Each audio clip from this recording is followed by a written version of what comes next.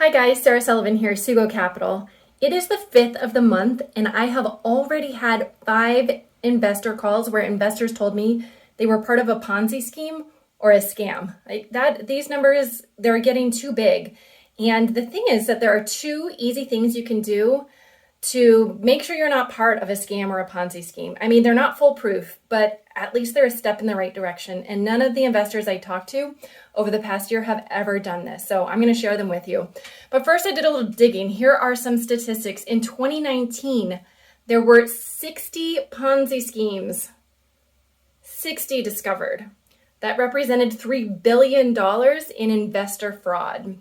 In 2021, 45 Ponzi schemes discovered, representing $5.3 billion in investor money lost. Okay, in 2022, 57 Ponzi schemes discovered. That's 1 every 6 days last year. Okay, so those that make the news that you hear about, Bernie Madoff, FTX last year with Sam, Trader's Domain, which is still in review, the carbon capture scam, all of these. The one thing they have in common is that they're not regulated or audited or overviewed by a third party at all. So like FTX, it was just like going by the seat of the pants. Bernie Madoff, all of his reports that he was giving people were self-produced by his own company. Everything that's hit the news as like the biggest scam of all time, there was never a third party involved who was auditing, creating the taxes, creating the track record, creating the investor reports. That's the common thread. So when you're reviewing an investment to go into, you can ask for a third party report. So for instance, for a fund, some funds are managed in-house. We have some that are managed in-house. They're real estate because they're really easy, right? But what about a hedge fund?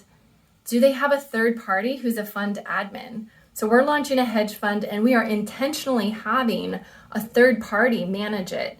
A third party who manages over 2,000 hedge funds so that investors can see, hey, someone else is looking at the bank account of the fund every month. They see investor money come in, they see trading activity, they see investor money going out, and that it's from trading activity and not from additional investor funds coming in.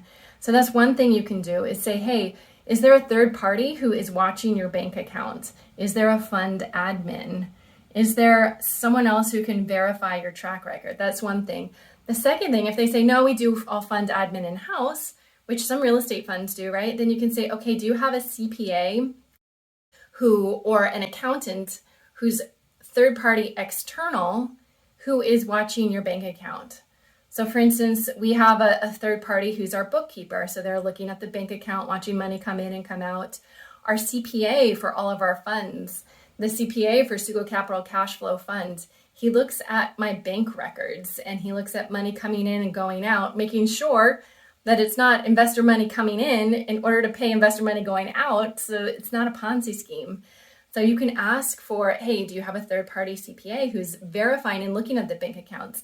Now, this one's a little tricky because you might have an instance of a third-party CPA, but they do everything off of an Excel spreadsheet, okay? So, and that's not wrong.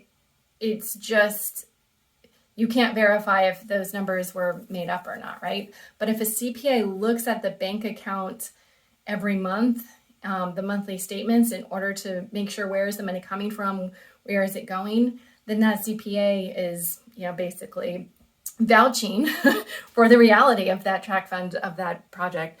So I hope this helps. So 2 things. It's actually one thing. Is there a third party external to the company, external to the fund, who's looking at the bank accounts and can give you that information, who can basically verify what's going on? It's not a Ponzi scheme. Because they can see in the bank account where is the money coming from and where is it going. So I hope that helps. I hope that you can follow those 2 steps in order to keep yourself out of the increasing number of Ponzi schemes. Also to note, 25% of the Ponzi schemes and scams involved crypto. And so that doesn't mean I'm saying don't go and do anything in crypto. It means just take your extra steps in due diligence when you're doing something in that area. Hope that helps. Thanks, guys.